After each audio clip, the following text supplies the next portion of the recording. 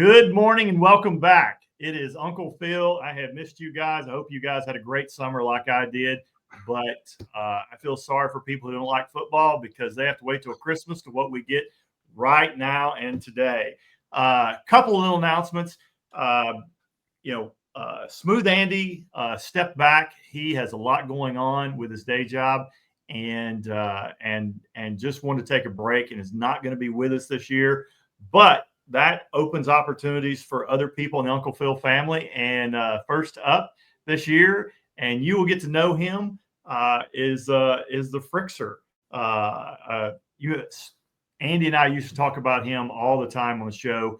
It's our smart friend Joe. We always used to reference him. And so, but Joe, can you explain a little background with the Frixer? Okay, yeah. So I'm the Frixer. That's my legal name. No, I'm just kidding. I'm not gonna say my actual name because I don't want any of you psychos to hunt me down for my bad picks.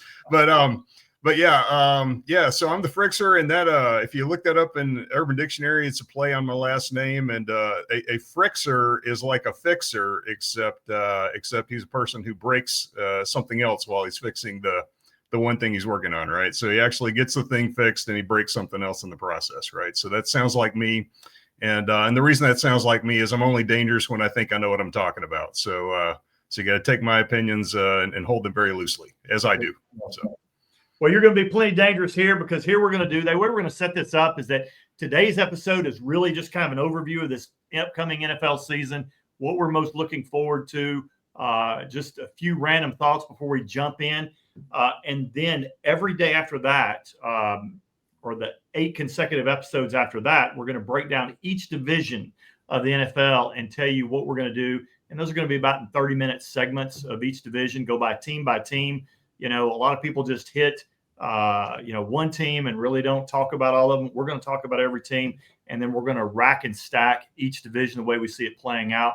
And then we're going to do one final episode after that, and we're going to do our playoff and Super Bowl predictions. And we're also going to throw a little college in the mix and talk about that and how we see the college football season shaking out, and maybe give some strong opinions on that. I know Joe has already prompted me that he is going to make some pretty hot takes on that. So I'm excited to hear what he's got going on that. But it's awesome to have the Frixer with us. I talked about, I was like, you got to have a nickname, man. And so the Frixer came very natural to him. I had a couple other ones because he has been known to go down a few rabbit holes. Like I'll text him one on a Friday and see what he's up to, and I won't hear from him until Monday. And he went down a rabbit hole about thermodynamics. So we're excited to hear what Joe's got to say about everything and get to it. Joe, a little bit about your background. You kind of have dual loyalties, both in college and pro. And talk to us, just because we want to disclose all biases as we get through things, and tell the people what teams you're actually loyal to. Okay, bias disclosure is healthy. Everybody has them, right? And for the purpose, yeah, I have a lot of interest, but for these purposes, we'll try and stick best we can to football. But I'm an Atlanta Falcons fan because I live in Atlanta, and I'm a Packers fan. And people ask me why you're a Packers fan, and I don't really know, other than the fact that they have the Georgia G on their helmets, and that might have appealed to me when I was a kid. But I don't remember becoming a Packers fan. I just am one. So I never lived in Wisconsin, never lived anywhere near there. Don't want to live there. It's too cold up there. But I'm a huge Packers fan, and those are my biases. And I try to be objective. Try to be, but nobody's objective. So. Yeah, I know you do a pretty good job at it. Well, look, let's get into it. Let's get into the NFL this season. Last year, obviously, we didn't really do a breakdown after the season and talk about the Philly Kansas City game, which was really not much of a game. It was really just a complete blowout. I mean, people can say what they want about Tom Brady, made the comparisons to Patrick Mahomes, but Tom Brady's lost the Super Bowl. We're all very close. Mahomes have been blown out a couple times in Super Bowl. Really weren't games. But what were your thoughts? What were your takeaways on that Super Bowl? What did you think about it? It was great. I mean, it kind of went the way I expected. I mean, Philly's just a juggernaut right now. So yeah, I really didn't have a whole lot of hope that anybody was going to overcome them. And sure enough, that was the case. So. Yeah, no, they absolutely just crushed it. I thought there might be a chance for them to step back. We'll obviously get this when we start getting into the NFC East, but I thought that there might be a chance to step back with Jason Kelsey retiring. Really hard to fill his shoes. Supposed to be one of the best centers of all time, but they really didn't miss a beat. I think Philly actually had 29 different starting offensive line combinations, which was amazing because you never really felt that during the season. Certainly Saquon did it, having his best year and one of the best years of all time last year. They crushed a lot of hopes and dreams last year, man. I mean, it's like playing an all-star team. So, hopefully somebody can take them down this year. Yeah, we'll see. I mean, look, it's again, don't want to get too far into it because there's plenty of time to break down the NFC East. That'll be our today's number one. That'll be our 5th video after this when we jump into that. But truly exciting. What are you looking forward to? Now we've kind of covered that and kind of wrapped it up a little bit. Like I said, I'm with you though. Before we get to this year, I kind of want to give my comments as well, but I feel the exact same way. Is that I thought exactly what was going to happen. I laid it out in the video. I said, there's just offensive line, defensive line. There was a massive edge for Philadelphia, and that's what showed up in the Super Bowl. And once again, the secret killer for Mahomes is that if you're able to get pressure with only your 4 down linemen, it just seems like that's a big problem for Mahomes and what's going to happen for him. So again, not much of a game, but kind of like I thought it would play out. So and obviously what you thought it'd play out as well. The Frixer is also sitting in the dark. He's kind of giving us our best Walter White impression. He just needs a Kango on his head. But anyway. Well, let's get into it. What do you think? What are you looking forward to most in this NFL season? Well, I'm just an average football fan like anybody else, connoisseur of the farts, part-time feline swim instructor. But I have been noticing some trends, obviously, in addition to my teams doing well, right, which is kind of like not a take. I've been interested in, kind of the rise of the running quarterback that keeps that trend continues. And I think right around the time, when you get rookie quarterbacks like, Jaden Daniels blowing up the NFL, that you usually see a counter trend, return to kind of, and in this case, it would be return to the kind of the value of the pocket pass, and taking advantage of big nickel personnel, that are deployed to run down running quarterbacks, right, and to counter, the rise or the counter trend rise of the rush, So I'm looking forward to seeing how quarterbacks who are a little bit more patient, they don't have the happy feet, they let the play develop. I'm looking forward to the return of deep passing against, even against quarters coverage, which, that's the reason why the dig route is so popular nowadays. It's a way to gash quarters coverage, deep down the middle where they leave the opening. So I'm looking forward to, and just so happens that, 2 of my favorite quarterbacks are this kind of quarterback. They have the ability to run, but they let the play develop, and they find the 3rd and 4th options sometimes in the pattern that are deep down the field. So. You bring up a good point about the running quarterback. So by kind of definition, with the rise of the running quarterback, are we seeing the death of the pure pocket passer? I think the pure pocket passer is dead. So that's, yeah. So I'm definitely not saying we're going to get pure pocket passers anymore. I think that's over. You got to be a dual threat. But if you don't have the pocket passing ability, I think the running quarterbacks are, they get killed all the time when they get hit, right? But I don't think that's going to last very much either, or very long either, right? So Jaden Daniels is a guy who proved his worth both as a passer and a runner. But I do see this counter trend return to hey, that 3rd, 4th option in the pass scheme. Those guys, if you're patient with the run, right, you don't get happy feet, and you don't rush the second you get a chance, that you're going to see a return to deep passing. So yeah, but the pure pocket passer's dead, and running quarterbacks will be dead soon too if they don't learn to pass. Yeah, very, very, very true. We certainly saw that with Jaden Daniels last year, and was running a lot, and certainly got pulled down and got injured kind of middle way through the season, kind of affected them a little bit for a few games there. it was interesting. I wonder if we will look back and we'll go kind of compare the era that Tom Brady's in. It's kind of that he played in the perfect era, right, where the pocket passer flourished. He starred, widely considered the greatest of all time. Very similar to kind of Jordan. Jordan had his era, and then everybody's now, it's like you can't compare his era to this era because that era was more physical and it was built for the strong defenses. You think of the Pistons, and that, and then for Jordan's era, and it was totally different era, and then it went more offensive, kind of like the NFL is now. The NFL has gone more offensive. You're seeing the top teams like the Eagles this year have spent the least amount of money. I mean, Howie Roseman's a genius. I think everybody thinks that he's widely regarded as the best GM in football. What he's assembled each year and what he continues to do, just a standard of excellence. But the Eagles spent the least amount of money on their defense of any single team in the NFL. And that clearly is working for them because it's become an offensive league. And to your point, that running athletic quarterback is kind of what's in vogue. And will we start, are we looking at really officially the begin with Tom Brady retiring? Are we looking at official begin of a new era where we'll look back in 20, 30 years and go, hey, Brady was the GOAT of that era. Will there be someone else that we're looking at, in, well, maybe not even 20, 30 years, but maybe it's 15 years that we look back and go, hey, this person's the GOAT of this era.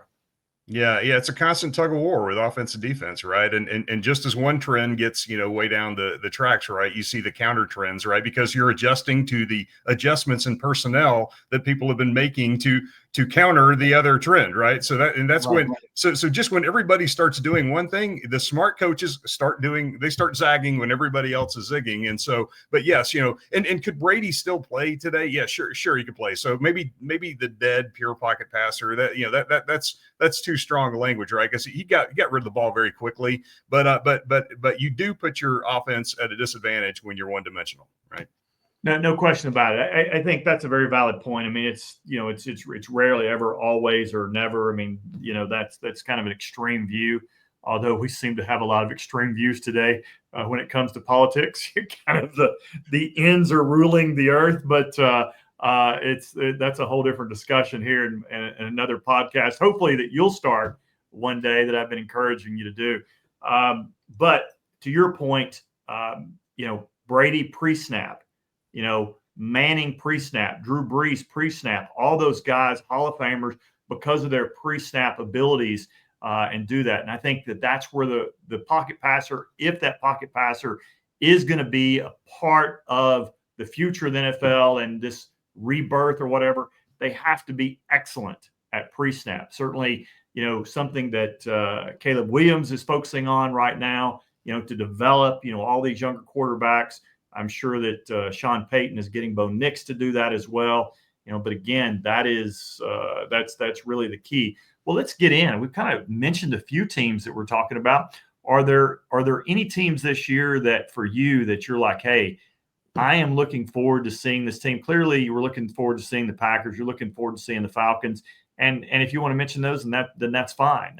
But which teams are you most interested in seeing, and for what reasons?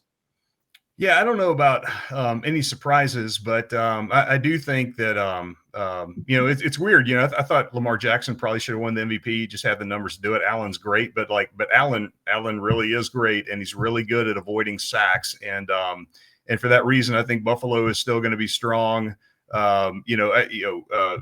Denver might make some waves. That's kind of maybe not on the radar yet, but they may be okay. They may be pretty good.